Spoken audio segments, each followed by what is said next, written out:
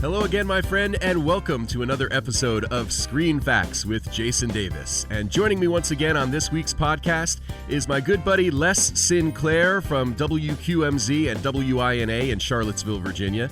Les, remind me of the websites where people can listen to you. If you want to listen in the middle of the day with the music, you can tune into z95.net and you can just click on the Listen Live button. If you want to listen to the talk show, it's WINA.com. Excellent. Before we get into the movie that we're going to talk about this week, I just want to take a minute to thank a few people who have rated and reviewed the podcast on iTunes. So thank you, Mo B, Movie Fan 125, Burke Law, and Transit Potter for your amazing reviews and for listening. I really appreciate it. And if you're a fan of Screen Facts, please rate, comment, and subscribe on iTunes because it helps other people find us. And I really want more and more people to hear it. If you like what you're listening to, hopefully other people will as well. So spread the word. That's what I say. Oh, and when it's shared on Facebook, please share it more. Yes, please. Yeah, when I put the links up on Facebook where you can listen and download, please share those links for me. I really would appreciate it. This week, coming up this Friday, the sequel to a movie is coming out, and I thought, well, what a perfect time to do a podcast about the original movie. And so this week's episode is all about the movie Ted. Love it. It's such a funny movie, right? It really is. It's one of those laugh out loud, you can't believe that this is happening on screen kind of movies. I totally agree with you. So Ted, the original Ted was released June 29th, 2012, and it was directed by Seth MacFarlane, who, of course, is most famous for Family Guy and American Dad. Now, the movie was written by a few people, Seth MacFarlane, Alex Sulkin, Wesley Wild, and the story is by Seth. Movie stars Mark Wahlberg, Mila Kunis, Seth MacFarlane as the voice of Ted, Joel McHale, and Giovanni Ribisi. I know you're laughing because of him, right? He plays a fantastic part in this movie. Oh, absolutely. He's tremendous. He's very weird. Yeah, the movie, to say the least, right? Right. So the movie was filmed between April and July of 2011, an estimated budget of $50 million. It made $54 million opening weekend and went on to gross $218.8 million in the U.S. and almost $550 million worldwide, passing The Hangover as the highest-grossing R-rated comedy of all time. And this film, by the way, won Favorite Comedy at the People's Choice Awards. Les, are you a fan of Family Guy? I like Family Guy. I wouldn't say that I'm an aficionado of Family Guy, although I do know that there are several of the characters who provide voices on Family Guy that are appearing in this film. Absolutely. I'm with you. I have enjoyed Family Guy when I've seen it, but I don't watch it on a regular basis. It's one of those things that if Tommy is watching it on Netflix or something, I'll definitely get into it with him because it's really funny. But I don't necessarily go out of my way to make it an appointment viewing on TV or anything like that. And I can highly recommend the Star Wars Blue Harvest version of Family Guy. It's great. I've seen that as well. It's very good stuff. Totally sanctioned by George Lucas. Yeah, and that's the thing about Seth MacFarlane. I think he's one of us. You know, he's a fan. He skewers pop culture in such a wonderful way, not only on Family Guy, but even in this movie. There's some things in this movie that really make fun of things that have been big in pop culture. The thing about MacFarlane is that his brand of humor, it can be offensive, but he's an equal opportunity offender. I mean, he makes fun of everyone and everything. I think we need that. You know, everybody is so politically correct nowadays that I think you need a guy that's going to shake things up and just say things that make you feel maybe a little bit uncomfortable, but you can't help but laugh. Are you saying politically correctness is wrong? I am saying that it is, yes. I think it's... I am agreeing with you. Yeah. I vote for that. Yeah, people have just gotten, way too uptight. serious. Yeah, absolutely. Come on, lighten up, people. It's funny. It's jokes.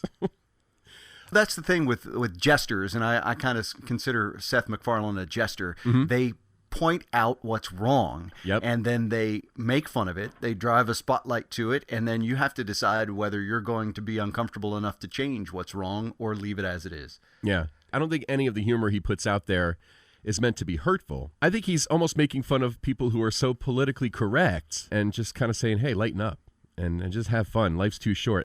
I don't know if you had a chance to see A Million Ways to Die in the West, which was, I did, yes. Which is also very funny. There's a screen fact, though, that ties into that. Oh, okay.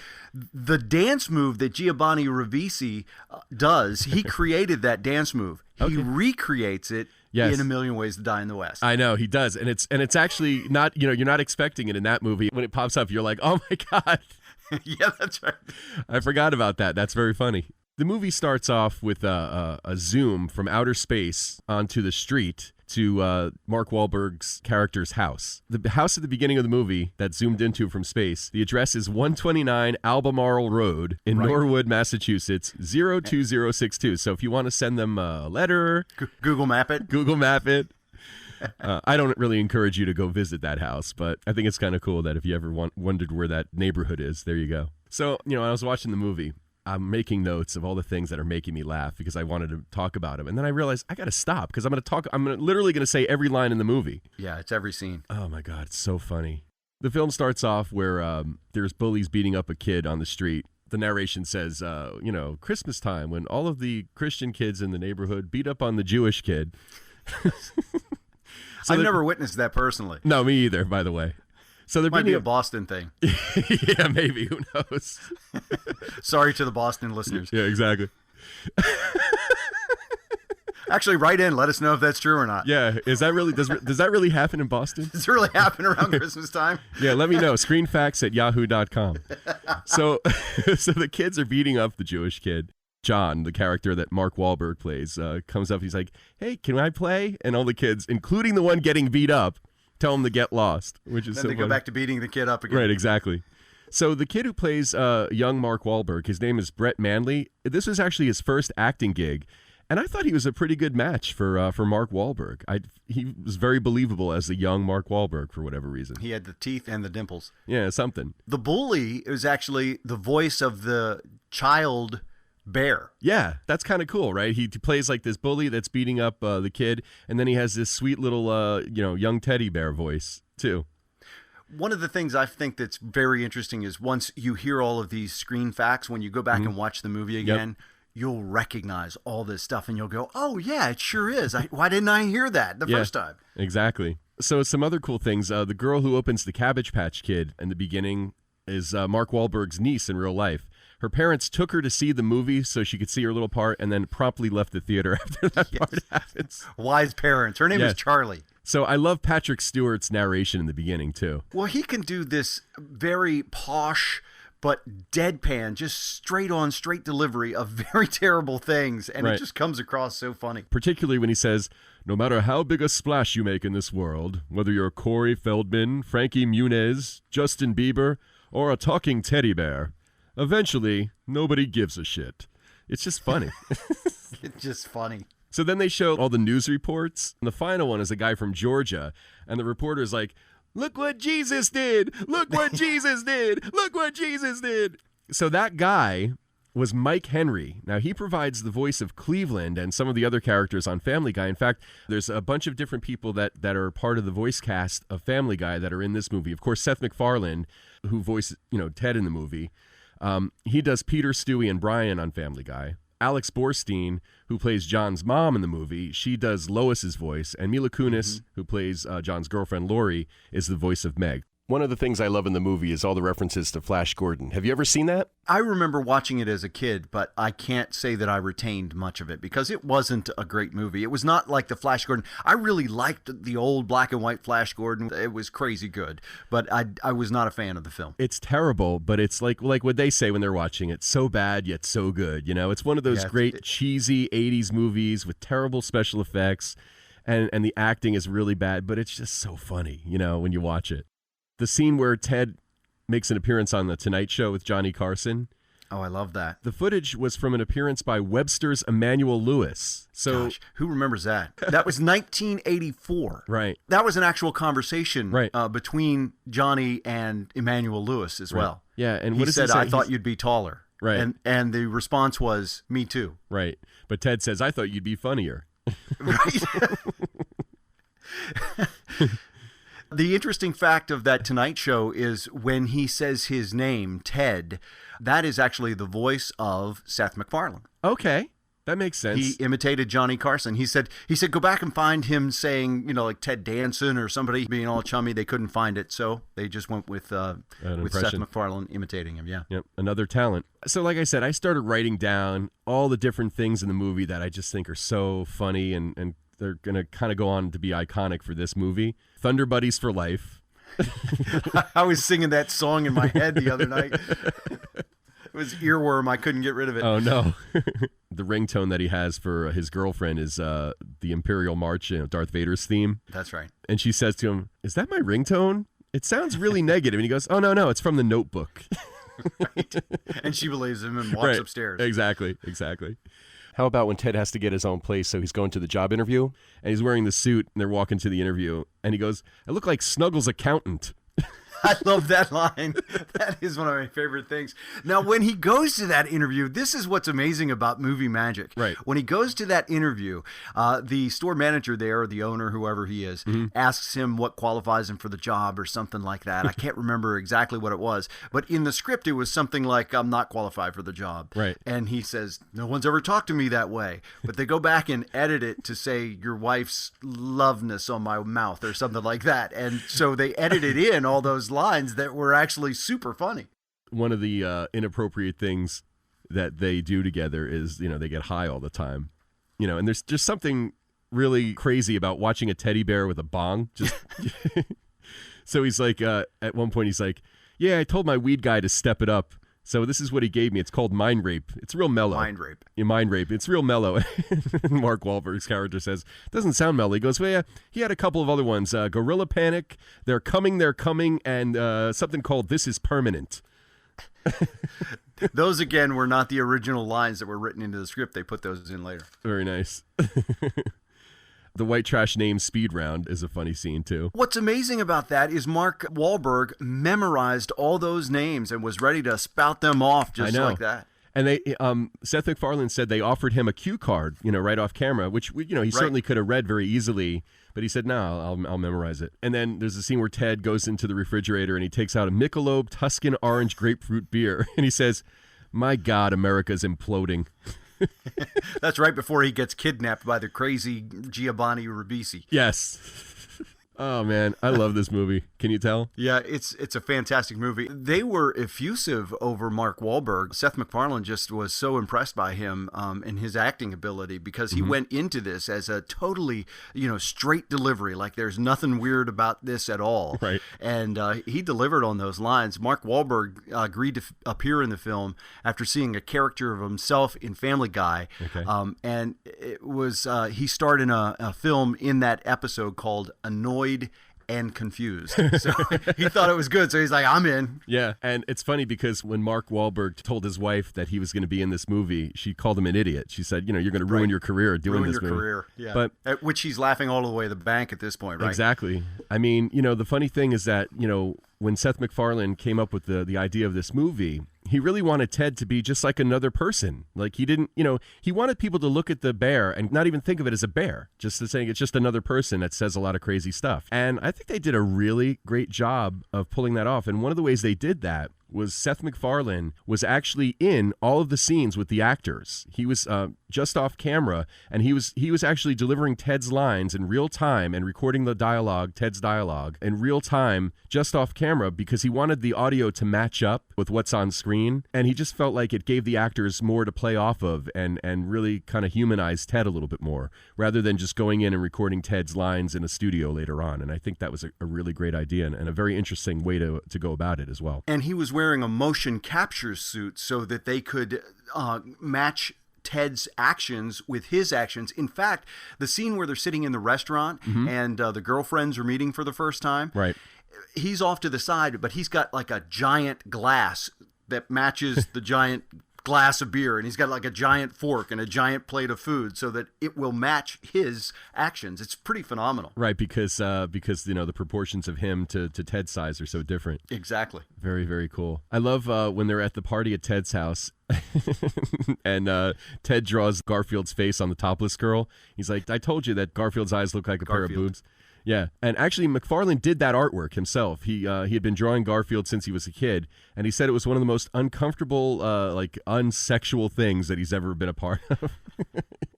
The big fight scene between Ted and John that happens in the hotel room, that actually took 3 days to shoot.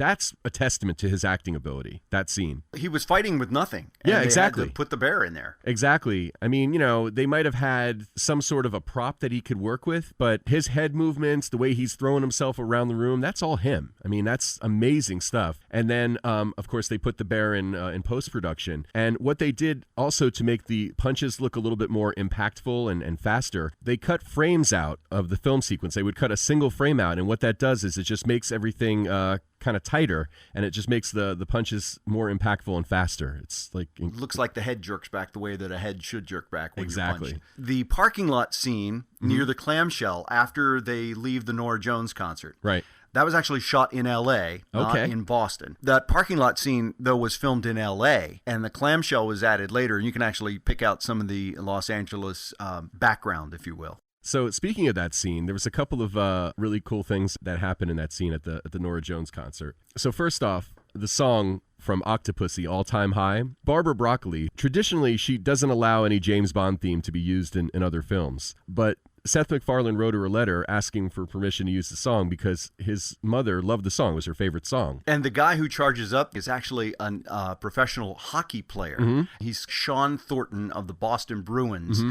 And he's known for being the tough guy, the enforcer on the team. He leads the Bruins in fighting penalties. Yeah, and he jumps over the divider and rushes the stage, and Mark Wahlberg just pops him with the mic stand, knocks him out cold. Yeah. It's awesome. Yes.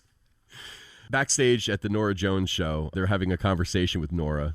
And I mean, there's some funny stuff that goes back and forth between them. But Ted mentions 9/11 at that time, which is one funny line, by the way. Yeah. Thanks for 9/11. Yeah, and she's not, she's Indian, part Indian. Which yeah, he calls her a Muslim. Yeah, she says, "Yeah, I'm an Indian." He goes, "Yeah, whatever. Thanks for 9/11." Right, exactly. But the interesting note about this, Mark Wahlberg and Seth MacFarlane both narrowly missed being on the planes that hit the World Trade Center on 9/11. Wahlberg was booked on American Airlines Flight 11, but decided to drive up to New York and fly to California later.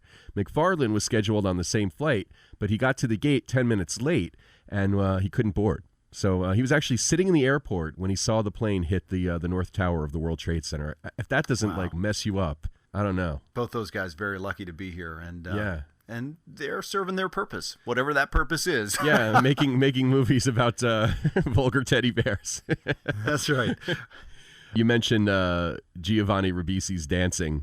The song they originally chose for him to dance to was Manic Monday. Turned out that it was just too expensive. It would have added too much to the production cost, so they went with the Tiffany song instead. And I got to tell you something. Yep. I think the Tiffany song is awesome. I think it's perfect. Much better choice, too. Oh, yeah, it's way funnier. So I think it worked out. It worked out pretty well. I am big on the congruity of movies, and there is an amazing incongruity with the hair because they had to do reshoots like 6 months later. And so if you watch the movie, you'll see from one shot to the next, there's a change in hair of Joel McHale and Mark Wahlberg. Yep.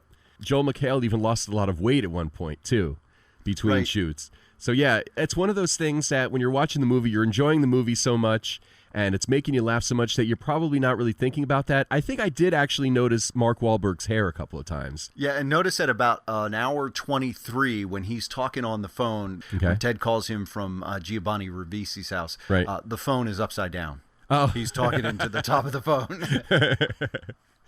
Hey, here's something else. When near the end of the movie, when Laurie is looking up to the sky and wishing for Ted to come back after he's been torn in half, she looks out the window and up at the stars, and you'll notice that one of the constellations up there is Ursa Minor, which means little bear. That's up in the upper left.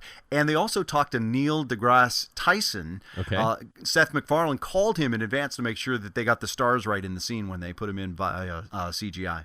I think one of the great things about the movie, too, is that you go into a theater and you get to laugh at stuff that you maybe not be, because of the political atmosphere that we live in, can't laugh out loud with. And so there's a whole lot of people doing the same thing, laughing at stuff that really is funny. But if you say it out loud, if anybody else says it out loud, you're in real trouble. So I think it's a release for a lot of people that we can actually still laugh at this stuff in a dark theater with our friends. Yeah, I mean, I'm actually kind of disappointed in myself because we've gone through this entire podcast, and I've really restrained myself a little bit. You haven't said the fuck word once? Yeah, I haven't said fuck. I haven't really quoted any of the really great stuff in the movie, And I really thought this was going to be the quote-unquote most offensive episode of Screen Facts with Jason Davis. And I've really behaved myself. I've said fuck more in other episodes. If I say fuck one more time, that might put the fuckometer up to a respectable level. Well, look, if anybody's going to fuck it up, it's going to be me. So, you fuck it up, I'll fuck it up. Together, it's all fucked up. So, there it is. It's fucking awesome. So, has the fuckometer exploded yet? It's definitely pinned, I'll tell you that much. It is Ted, after all. Exactly. Well, if you're listening and you have thoughts or screen facts of your own about Ted, or if you want to tell us what you think about the fuckometer, please send me an email, screenfacts@yahoo.com. Also, please rate, comment, and subscribe on iTunes so other people can find us easier. And please also check out my website, jasondavisvoice.com/podcast. You can get info there about Screen Facts merchandise. Les, again, what are the websites where people can listen to you not say fuck? Go z95.net. I will not say the F word there. And click on the Listen Live button, or you can go to wina.com. Same thing, Listen Live button at the top of the page. Awesome. Well, thanks so much again for doing the podcast with me, Les. I love doing this with you, and I'm really glad that you could take the time out and record with me. I appreciate it. Jason, it was fucking great. Thanks for listening, and please join me again next Wednesday for more Screen Facts with Jason Davis.